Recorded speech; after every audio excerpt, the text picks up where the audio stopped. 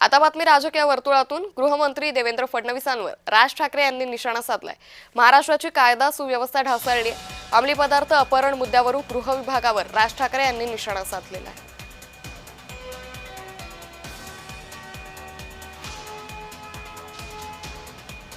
आज मुख्यमंत्र्यांकडे गृह खातं आहे.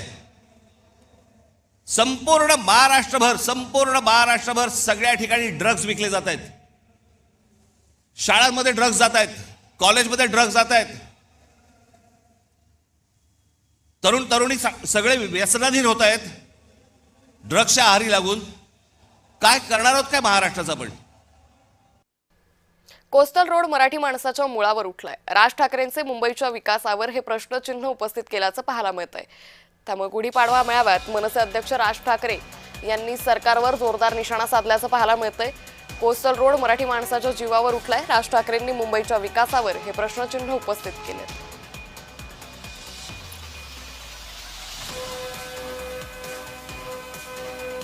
एक तुमच्यासाठी कोस्टल रोड बांधतायत, आम्हीच त्याची स्तुती करतो. आमचा मराठी माणूसच स्तुती करतो. छान झालाय ना रस्ता, अरे तो तुझी वाट लावायला झालाय. तुला कल्पना नाही तो रस्ता कशासाठी झालाय. तो तुमच्यासाठी झालेला रस्ता नाहीये.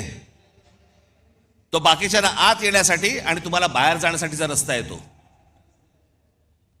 आम्हाला जो अंदाज येत नाही, आमच्या दरवाज्यावरती जोपर्यंत टकटक होत नाही तोपर्यंत आम्हाला समजतच नाही.